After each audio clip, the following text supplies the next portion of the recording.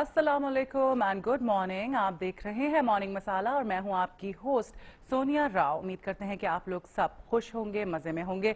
Programme के आगाज़ में मैं आपको हमारा नंबर बताती चलूं ताकि आप हमारे प्रोग्राम में शिरकत कर सकें। हमारा नंबर है 042359172230। इसके अलावा आप हमें ईमेल भी कर सकते हैं। ईमेल करने के लिए हमारा ईमेल एड्रेस है mm@news1tv.tv। अच्छा जी, उसके अलावा हम प्रोग्राम के आगाज़ में आपके साथ कोई ना कोई मैसेज देते हैं या कोई थॉट शेयर करते हैं, कोई ना कोई अच्छी बात करते हैं। तो आज जो हम बात करने जा रहे हैं, कल एक चीज़ मैंने नोट की, उस हवाले से मैं चाही थी कि आप लोगों के साथ भी शेयर करूं। कल जब मैं घर से निकली शाम को किसी काम से, तो रास्ते में मैंने देखा कि दो बहुत ही कम उम्र बच्चे बाइक पर सवार थे और स्टंट्स दिखा रहे थे, वन व्हीलिंग कर रहे थे और 2 दफ़ा वो मेरे आंखों के सामने गिरते गिरते बचे। अल्लाह ताला ने बाल बाल उनको बचा लिया और उनकी वजह से दूसरी जो ट्रैफिक थी वो उसमें भी एक्सीडेंट होते होते बचा। तो मेरा मैसेज है उन लोगों के लिए जो इस तरह के स्टंट्स दिखा रहे होते हैं कि देखें, अगर आपने स्टंट दिखाना ही है तो खाली रोड पर दिखाएं कि आपकी वजह से दूसरों को नुकसान ना हो। और दूसरी बात ये कि ये इतनी रिस्की चीज़ है कि अगर आप गिर गए तो कुछ भी नहीं बचता। और बहुत सारे मेरे भी ऐसे फ्रेंड्स थे जो वन व्हीलिंग करते थे, जिनको बाइक्स रखने का शौक था, और बहुत सारे ऐसे फ्रेंड्स हैं जिनका एक्सीडेंट हुआ, अपाहज हो गए, कुछ डेथ्स भी हुई। तो उसके बाद हमने तो ये काम बिल्कुल छोड़ दिया। और आप लोगों से भी गुजारिश है, जितने भी लड़के देख रहे हैं वो इस तरह का काम ना करें। खुदारा, जिंदगी बहुत कीमती है, उसकी कदर करें। और कोई कंस्ट्रक्टिव काम क्यों नहीं करते? मैदान हमारे खाली पड़े हुए हैं, आप कोई स्पोर्ट्स करें, मैदानों में जाएं, क्रिकेट खेलें, बास्केटबॉल खेलें, और बहुत सारे गेम है। ये किस किस्म का स्टंट है जिससे आपकी जिंदगी भी जा सकती है और बेचारे जो दूसरे लोग हैं जो गाड़ियों में बैठे हैं और दूसरी सवारियों पर बैठे हुए हैं, उनकी जिंदगी भी जा सकती है। तो ये हमारा मैसेज था उन लोगों के लिए जो स्टंट्स दिखा रहे होते हैं बाइक पे। और अब आपको लिए चलते हैं पहले सेगमेंट की तरफ, जो कि है न्यूज एंड व्यूज।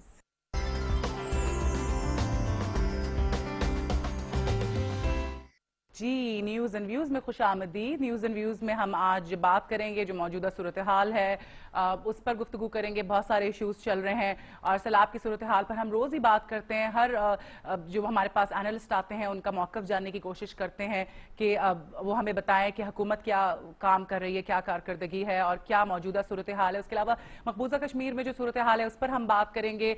पाकिस्तान की मजमूई सूरत हाल कुछ खासी अच्छी नहीं है, उस पर हम बात करेंगे। और हमें ज्वाइन किया है सैयद सज्जाद बुखारी साहब ने, जो कि चीफ एडिटर हैं डेली मुसावात के, उसके अलावा फॉर्मर सेनेटर पीपीपी हैं। अस्सलाम वालेकुम। कैसे मिजाज हैं? जी ठीक ठाक, खैरियत से? अल्लाह का। ईद कैसी गुजरी आपकी? ईद अच्छी गुजरी मेरी। मैं अपने इलाके में चला गया था, सरगोदा में मेरा आबाई गांव है, तो वहाँ पे जाके अपनी फैमिली के साथ ही गुजरा। अच्छा, जबरदस्त। अच्छा, आप क्योंकि सीनियर एनालिस्ट हैं, हम चाह रहे थे कि हम आपसे जाने, आपकी एनालिसिस ले जो मौजूदा करंट इश्यूज चल रहे हैं, जो सूरत हाल है। सबसे जो अहम इशू है, आपको पता है सैलाब जैसी आफत में घिरा हुआ है हमारा मुल्क। मौजूदा जो सूरत हाल है उसमें आप सबसे पहले ये बताएं कि हुकूमत की जो कारकर्दगी है उस हवाले से आप क्या कहेंगे? हुकूमत की कारकर्दगी तो सारे लोगों के सामने है, बल्कि सारी कौम ही एक कारकर्दगी दिखा रही है। इस वक्त सूरत हाल ऐसी हुई है अनफॉर्चुनेटली पाकिस्तान में, पाकिस्तान की सिर्फ हिस्ट्री में नहीं बल्कि अगर 100 साल भी पीछे चले जाएं तो इतना बड़ा सैलाब या इतनी बड़ी तबाही इस खित्ते में नहीं आई है। तो अब इस वक्त सूरत हाल ऐसी है कि पूरा मुल्क इसकी लपेट में, चारों सूबे, आजाद कश्मीर, गिलगित बल्तिस्तान। तो हुकूमत अकेली जो है वो सारे मामलात पे उस तरह से वो गिरफ्त नहीं कर सकती। सारे अवाम को, सारी तंजीमें, सारे लोग इसमें लगे हुए हैं, सारी सूबाई हुकूमतें, सारी विफाकी हुकूमतें। एक तो सूरत हाल आपके सामने है इस वक्त पूरे मुल्क में मखलूत हुकूमतें हैं, यानी तमाम पॉलिटिकल पार्टीज किसी न किसी शक्ल में किसी हुकूमत में शामिल है। तो लिहाजा वो जो हुकूमत का एक कॉन्सेप्ट होता था माजी में कि कोई एक पार्टी है उसकी हुकूमत है तो उसकी कारकर्दगी चेक की जाए, अब तो हर पॉलिटिकल पार्टी जो है किसी न किसी हवाले से हुकूमत का हिस्सा है। तो तमाम लोग अपनी एफर्ट्स कर रहे हैं, लेकिन तबाही इतनी बड़ी है कि उसका मुकाबला करने के लिए भी बहुत ज़्यादा कोशिशों की भी ज़रूरत है, वसाइल की भी ज़रूरत है। और सिर्फ पाकिस्तान अकेला ये नहीं कर सकता, ना पाकिस्तान की हुकूमत अकेले कर सकती है, पूरी दुनिया को इसमें शामिल होना है, जो हो भी रही है। और लेकिन हम ये समझते हैं कि जितनी भी एफर्ट्स हो रही हैं इसको मल्टीप्लाई करने की जरूरत है। बिल्कुल। इस वक्त तो हमें अंदाजा ही नहीं है कितना नुकसान हुआ। इस वक्त तो जो इकदाम हो रहे हैं अभी तो लोगों को रेस्क्यू करने के लिए, उनको खाने पीने के लिए, कुछ देने के लिए, लेकिन बाद में जब उनको आबाद करना है पूरे तरीके से, उनके मकानात बनाने हैं, फसलें तबाह हो गई हैं, उनके कारोबार तबाह हो गए, उन सब लोगों की बहाली के लिए जितने वसाइल दरकार होंगे, $5 to $6 बिलियन का एस्टिमेट है रफली। सही, इससे ज्यादा भी हो सकता है। لیکن الحمدللہ قوم کے اندر حوصلہ ہے. اور پھر حکومت کی جو بات ہے, یہ حکومت تو عوام کی حکومت ہے, یہ کوئی ایسی حکومت لیکن تو نہیں ہے. تسلی بخش تو نہیں ہے, مطمئن تو لوگ نظر نہیں آتے, اور حکومت کی کارکردگی سے دیکھیں جس شخص کو کوئی تکلیف ہے اس کی تکلیف دور ہو تبھی وہ مطمئن لوگوں ہوگا نا. کی تکالیف جو ہیں وہ معذرت کے ساتھ اتنی دور ہوتی نظر نہیں آ رہی ہیں. جو لوگ کر رہے ہیں, جو این جی اوز ہیں, اس کے علاوہ دوسرے ادارے ہیں, اور کچھ آپ سمجھے کہ لوگ اپنی مدد آپ کے تحت زیادہ کام کریں. حکومت کی کارکردگی ہمیں تو بہت کمپلینز موصول ہو رہی ہیں, جتنا کام حکومت کو اتنا ہوتا نظر نہیں آ رہا. حکومت کر رہی ہے, دیکھیں نا حکومت کے آپ دیکھیں نا حالات ادروائز کیا ہے. ایک ٹیررزم کے حوالے سے ہماری جو جنگ ہے, فائٹ اگینسٹ ٹیررزم,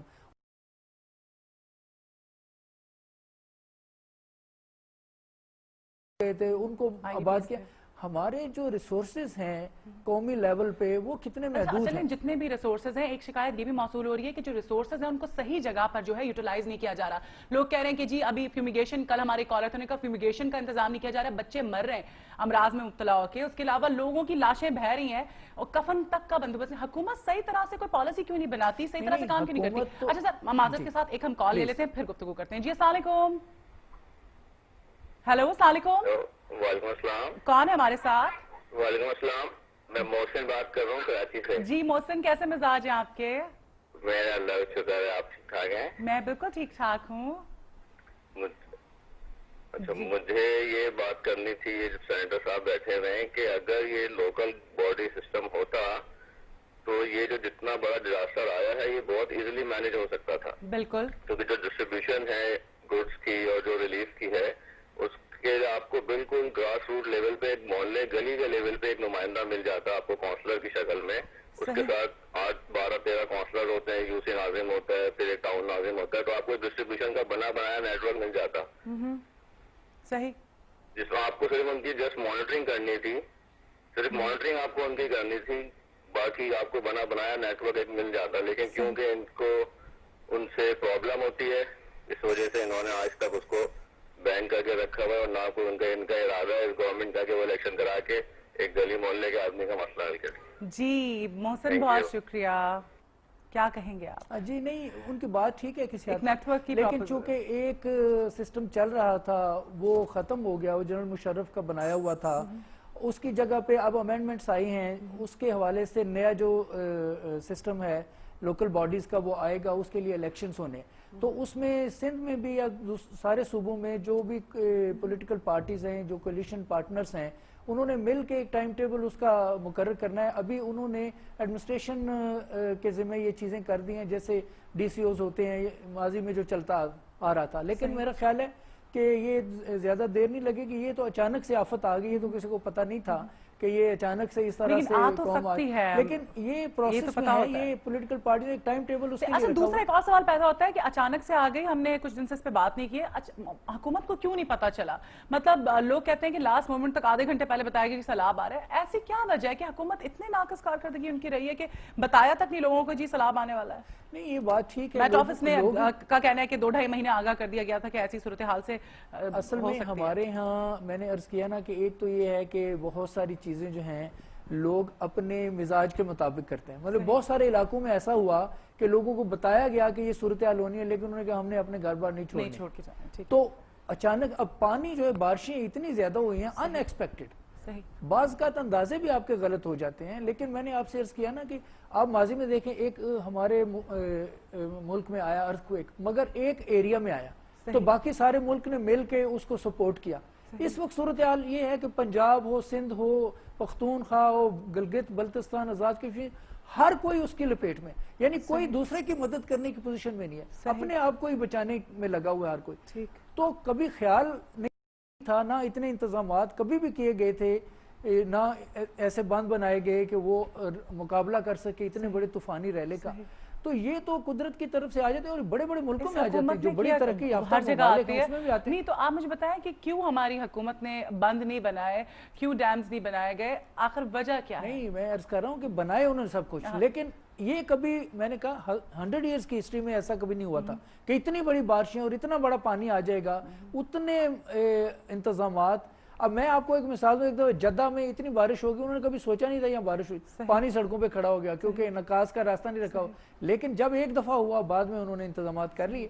تو یہ چونکہ فرسٹ ٹائم ہوا ہے، اتنے انتظامات یقیناً نہیں تھے، اس میں کوئی شک نہیں ہے، نہ آ رہا ہے اس بات کو تسلیم کرنے میں، لیکن اب یہ ضرورت اس بات کی ہے کہ آنے والے جو برس ہیں اس میں پہلے سے تیاری کی ابھی دیکھیں آنے والے برس جو ہیں اس کے لیے تو ٹھیک ہے آپ تیاری کریں گے، لیکن ایک بات یہ ہے کہ چلیں یہ تو اللہ تعالیٰ کی طرف سے ایک آفت تھی، لیکن جب یہ آفت آ گئی تو اس کے بعد ایک پورا سسٹم بنانا چاہیے تھا، ایک نیٹ ورک بنانا چاہیے تھا اور بہتر طریقے سے کام کرنا چاہیے تھا. لوگ مطمئن نظر نہیں آ رہے ہیں. مجھے ابھی بھی لگتا ہے کہ میرے خیال سے صحیح طرح سے حکومت کام کر نہیں رہی ہے. نہیں یہ دیکھیں یہ لوگوں کی جو ایکسپیکٹیشنز ہیں ایک گورنمنٹ کے ساتھ وہ اتنی زیادہ ہونی چاہیے کیونکہ عوام کی حکومت ہے اور عوام کے مسائل اگر رہیں گے تو حکومت کی کارکردگی جو ہے اس پہ کویسچن مارک رہے گا. تو اس لیے میں یہ تو ڈیفینڈ نہیں کر رہا ہوں کہ حکومت جو ہے پوری طرح مطمئن کر سکی ہے لوگوں کو، لیکن حکومت کو جو مسائل درپیش ہیں یا جتنی اس کی کیپیبلٹی ہے یا جتنی کیپیسٹی ہے اس میں اس نے کوئی کمی نہیں کی. یہ میں آپ کو اشور کرنا چاہتا ہوں کہ جو کچھ ہمارے پاس ریسورسز تھے، جو ہماری کیپیبلٹی تھی، اس کے مطابق حکومت سب کچھ کر رہی ہے. صحیح، ٹھیک. یہاں پر ہم ایک کال لے لیتے ہیں. جی السلام علیکم. میڈم ایوب بول رہا ہوں کراچی سے. وعلیکم السلام. کیسے ہیں ایوب صاحب؟ بس میڈم بہت آپ کیسی ہیں؟ الحمدللہ ٹھیک ٹھاک. کیا کہیں گے؟ بس میں یہ کہوں گا کہ یہ صاحب جو بیٹھے ہوئے بیکار باتیں کر رہے ہیں، آپ مجھے بتائیے کہ بلدیہ سسٹم تھا، ان کے پاس 1 لاکھ ٹرین آدمی تھے اس وقت، 1 لاکھ ٹرین آدمی تھے. اگر ان لوگوں نے کیا کیا کہ کمشنروں کو لے آئے، کمشنروں نے کیا کیا وڈیروں کے ساتھ ایم پی اے کے ساتھ ایم ایل اے کے ساتھ اپنی اپنی زمینوں پر گئے اور وہاں پوچھتے ڈالے اور یہ کیا وہ کیا.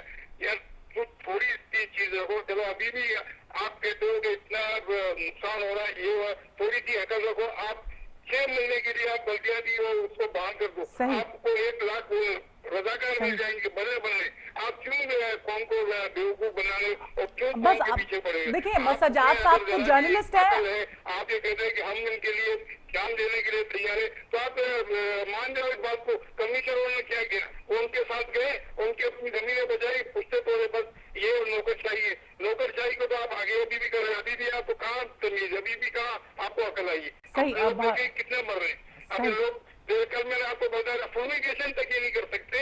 آپ کو میں بتاؤں کہ جب کراچی میں رہتا ہوں، یہ جب اس کی حکومت آئی مصطفیٰ کمال کی، تو اس کو پتا تھا کہ کراچی کے مسائل کیا ہے. جب بارش آتی ہے تو مچھر آتے ہیں اور یہ سب گندگی پھیلاتے ہیں. اس نے سب سے پہلے یہ کام کیا کہ فومیگیشن کے لیے اس نے 40-50 گاڑیاں کا ارینجمنٹ کیا اور جہاں بارش ختم ہوئی اس نے پورا کراچی کو یہ کر دیا. ان میں اتنی عقل نہیں ہے. یہ وفاق یہ تو خالی کراچی کا میئر تھا اور یہ لوگ تو وفاق کو دیکھتے ہیں. وفاق کو کیا دیکھتے ہیں مجھے تو سمجھ نہیں آتی. ٹھیک ہے ایوب صاحب، بہت شکریہ کال کرنے کے لیے. اچھا سجاد بخاری صاحب کیونکہ اینالسٹ ہیں، جرنلسٹ ہیں، تو ہر انسان کا، ہر جرنلسٹ کا، ہم مختلف لوگ ہمارے پاس آتے ہیں، ہم ان سے ڈسکس کرتے ہیں، ہر بندے کا موقف جاننا چاہتے ہیں، ان کا تبصرہ کرتے ہیں وہ خبروں پر.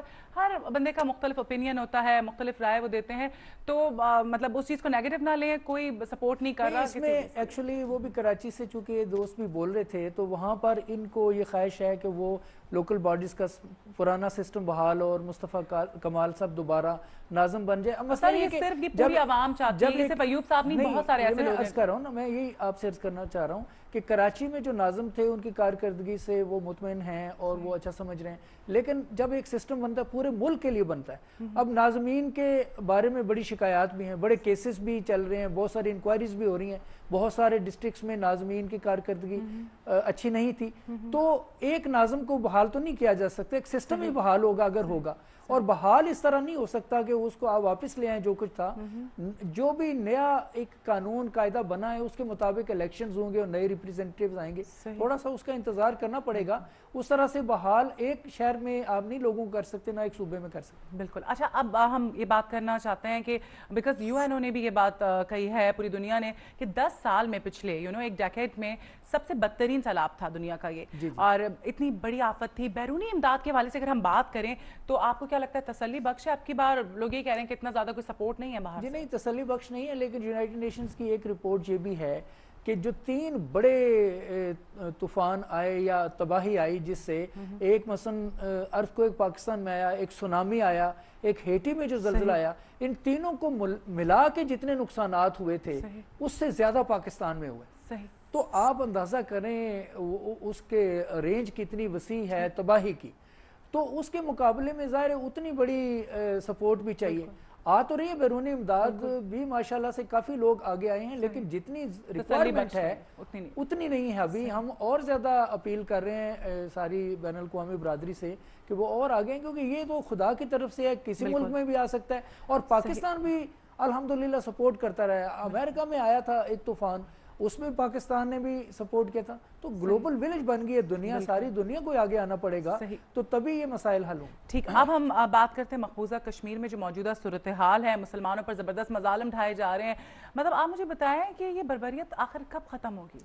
ये उस वक्त ख़त्म होगी जब हर दरमी ख़त्म होगी इंडिया की। अब ये देखें ना, ये इशू ऐसा है जो 1948 से वो खुद यूनाइटेड नेशंस में लेके गया था इंडिया, और ख़ुद उन्होंने वादा किया था वहाँ पर कि हम प्लेबिसिट कराएंगे और कश्मीरियों से पूछेंगे, हक़ खुद इरादियत का फैसला होगा कि वो क्या अपनी किस्मत चाहते हैं। लेकिन फिर वो मुकर गए उस बात से। वहाँ पर तो बाकायदा तौर पे मिलिट्री जो है 6-7 लाख फौज जो है उनकी बैठी हुई है अरसे दराज से। तो वो ये जो बर्बरियत है उनकी तरफ से हो रही है, हकूक छीने हुए हैं, वो आवाज़ दबाने के लिए जो अमरीत में या इस किस्म की हुकूमतों में होता है वो इंडिया कर रहा है। और बैनुल अक़वामी बरादरी को चाहिए कि वो इस पे ज़्यादा अपना सख्त मौक़िफ़ अपनाएं, क्योंकि यूनाइटेड नेशंस के रेजोल्यूशंस इस पे मौजूद है। मैं तो ये कहूँगा कि अगर यूनाइटेड नेशन के रेजोल्यूशंस के ऊपर फ़ौरन अमल हो सकता है अफ़गानिस्तान में या इराक़ में, तो कश्मीर के मामले में यूनाइटेड नेशंस पे की रेजोल्यूशंस पे क्यों नहीं अमल हो रहा? ये जब तक नहीं होगा। अब देखिए, इंडिया जो है रकबे के एतबार से, आबादी के एतबार से, वसाइल के एतबार से एक बड़ा मुल्क है। अब पाकिस्तान तो अपने तौर पे पूरी दुनिया में कश्मीरियों की हक़ खुद इरादियत के हवाले से हमेशा उसने उनका केस प्लीड किया है, और वो अपने भी बेशुमार चीज़ों को एट स्टेक रखा है। लेकिन सारी दुनिया को इसमें इन्वॉल्व होना चाहिए। एक खित्ते में अगर इतना जुल्म हो रहा है और हर रोज वहाँ पर शुहदा की तादाद आलमी बिरादरी और अक़वाम मुत्तहिदा को नोटिस लेना चाहिए। उसके अलावा अच्छा, मैं आपसे ये भी जानना चाहूँगी कि हमारी हुकूमत जो है, कत्ले आम हो रहा है कश्मीरियों का, हमारी हुकूमत क्या रोल प्ले कर रही है? हमारी हुकूमत क्यों खामोश? नहीं, हम तो आवाज़ ही उठा सकते हैं ना, आवाज़ तो हर जगह उठा रहे हैं। आप ये देखें, पाकिस्तान की खारजा पॉलिसी की बुनियाद ही ये है कि उनके हक़ खुद इरादियत के लिए, कश्मीर की आज़ादी के लिए हमने जदोजहद करी, और कोई एक हुकूमत नहीं, तमाम हुकूमतें ये करती आ रही। और ख़ास तौर पे जो अवामी हुकूमत है, अवाम की मुंतखब हुकूमत है, वो तो इसको नज़रअंदाज कर ही नहीं सकती, इसलिए कि अवाम के जज्बात इसके साथ वाबस्ता हैं और अवाम की ख्वाहिशात इसके साथ वाबस्ता। यहाँ पर हम एक कॉल ले लेते हैं। अस्सलाम वालेकुम। हेलो, वालेकुम अस्सलाम। कौन है हमारे साथ? अदनान बात कर रहा हूँ सऊदी अरब से। जी अदनान, फरमाइएगा, कैसे मिजाज हैं आपके? अल्लाह का शुक्र है, आप सुनाइएगा। अल्लाह का शुक्र है, खैरियत से, ठीक ठाक। जी फरमाइएगा। तो मैं बात करना चाहता हूँ कि कश्मीर के बारे में कल जो इंडिया में मीटिंग हुई है, प्राइम मिनिस्टर मनमोहन सिंह ने जो मीटिंग की है, उसके बारे में मेरा तो ओपिनियन ये है कि मेरा ख्याल है कि जब तक पाकिस्तान और कश्मीरी क़यादत दोनों को इसमें इन्वॉल्व नहीं करेगा इंडिया, उस वक्त तक कश्मीर के हालात बेहतर नहीं हो सकते। और सबसे बड़ी बात तो यह है कि इस वक्त पहले जो इल्जाम लग जाता था कि थोड़ा सा कश्मीर में थोड़ी सी स्ट्राइक में इजाफा होता था, तो ये पाकिस्तान का हुआ, लेकिन अभी तो ये टोटली कश्मीरियन और खास तौर पर इस पर उठे उन लोगों ने अपना अभी वो राइट के लिए अपनी कुव्वत को इस्तेमाल करें। तो मेरा ख्याल है कि इस वक्त इंडिया के पास इसके अलावा कोई चारा नहीं है कि वो कश्मीरी क़यादत से बैठ के बात करे और सबसे पहले अपनी फौज को कंट्रोल करने के लिए उसके इख्तियारात में थोड़ी कमी करे। सही। इस तरह उसके बाद फिर अगर वो पाकिस्तान और कश्मीरी क़यादत दोनों के साथ मिलकर बैठकर बात करते हैं तो ये बात बन सकती है। उसके अलावा ताकत से तो 1947 से ये चल रहा है, मेरा ख्याल से ताकत में तो उनकी ताकत दुनिया में कहीं भी आप अफगानिस्तान में देखें, इराक में देखें, इवन के पाकिस्तान में भी अभी तक देख लें, ताकत से तो अमन कहीं भी नहीं हो सकता। ठीक। तो इसलिए सबसे बेहतरी इसी में है। जी अदनान, बहुत शुक्रिया। क्या कहेंगे आप इसमें? तो ये है, देखें जी, सिर्फ पाकिस्तान तो लाजमी हिस्सा है इस अमल का और उसमें शरीक होना चाहिए उसको, लेकिन इंडिया को ये बात भी समझनी चाहिए, ये उनके लिए एक लेसन के तौर पे है। जो मनमोहन सिंह ने कॉन्फ्रेंस बुलाई थी वो बुरी तरीके से नाकाम हुई, उसमें किसी ने शिरकत ही नहीं किया है। जो कश्मीरी लीडरशिप है वो तो चले, उनकी जदोजहद तो अपने तौर पे जारी है, वो इंडियन गवर्नमेंट को समझ आ रही होगी कि वो क्यों नहीं शरीक हो रहे। उनका अपना जो कठपुतली वजीर आला बनाया हुआ है वहाँ, उमर अब्दुल्ला, उसने भी शिरकत नहीं की। تو یہ تو انڈیا کو سمجھ جانا چاہیے کہ پوری قوم جو کشمیری قوم جو ہے انڈیا کو نہیں تسلیم کرتی اپنے حکمران کے طور پر. وہ اپنی آزادی چاہتے ہیں اور اس کے لیے وہ جدوجہد کر رہے ہیں. 80,000 لاکھ سے زیادہ لوگ شہید ہو چکے ہیں اور لاکھوں کی تعداد میں لوگوں کو جیلوں میں بند کیا گیا, ان کے اوپر ظلم و تشدد کیا گیا, لیکن ان کی آواز دبانے میں کامیاب نہیں ہو سکے. دیکھیں 61 ایئرز سے زیادہ ہو گیا اس جدوجہد کو. تو یہ انڈیا کو سمجھ لینا چاہیے. خود انڈیا کا بھی اس میں بڑا نقصان ہو رہا ہے. اگر وہ ہوش کے ناخن لیں تو وہ دیکھیں کہ ان کا کتنا نقصان ہو رہا ہے. اتنی فوج ان کی ادھر بیٹھی ہوئی ہے, ایک ملٹری اسٹیٹ بنی ہوئی ہے دوسرے لفظوں میں.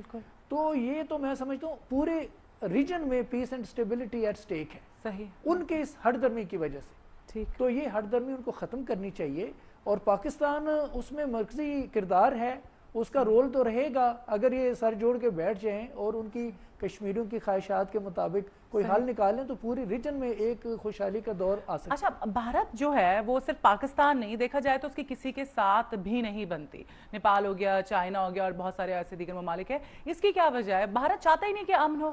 اس کے ایگریسو ایٹیچیوڈ کی وجہ سے. وہ سارے جو اس کے قریب ممالک ہیں ان سے وہ زیادتی کرتا ہے, ان کے حقوق پہ وہ ڈاکہ ڈالتا ہے, جس کی وجہ سے وہ ان کے ساتھ ہے. سپورٹ اس کو کیا, میں نے عرض کیا کہ وہ بذات خود ایک بڑا ملک ہے رقبے کے اعتبار سے, آبادی کے اعتبار سے, وسائل کے اعتبار سے, اور پھر ان کو زوم یہ ہے کہ یہ ایک بھارت, اکھنڈ بھارت تھا, ایک انڈیا. اب دنیا میں تبدیلیاں آ گئی ہیں, سرحدیں تبدیل ہو گئی ہیں, جغرافیہ تبدیل ہو گیا ہے, اس کو تسلیم کرنا چاہیے. لیکن ان کے دماغ میں وہ پرانی بات چلتی آ رہی ہے کہ یہ ہمارے حصے تھے پہلے انڈیا کے, اب بھی وہ ہمارے حصے ہی ہونے چاہیے اور ان کو ٹریٹ اسی طرح سے وہ کرنے کی خواہش رکھتے ہیں. لیکن اب آزادی جب مل گئی ہے قوموں کو تو وہ غلامی کی طرف تو نہیں جا سکتے. تو وہ پھر تصادم رہے گا. اگر کوئی کسی کو غلام بنانا چاہتا ہے تو وہ پھر تصادم رہے گا. حریت پسند ہیں وہ آزادی کی جدوجہد میں لگے رہیں گے. تو یہ انڈیا کا جو ہے نا, یہ میں سمجھتا ہوں کہ ایک ان کے دماغ میں ایک خلل برقرار ہے کہ یہ وہ اکھنڈ بھارت ہونا چاہیے جو کہ کسی زمانے میں تھا. صحیح, بالکل. بس امید ہی کر سکتے ہیں کہ یہ خیالات جو ہیں وہ ان سے جان چھٹ جائے اور بھارت کا رویہ جو ہے وہ تھوڑا بدل جائے. آپ کا بہت شکریہ, آپ نے ہمارے لیے وقت نکالا. یہاں پر ہم لیں گے ایک بریک, آپ ہمارے ساتھ ہی رہیے گا.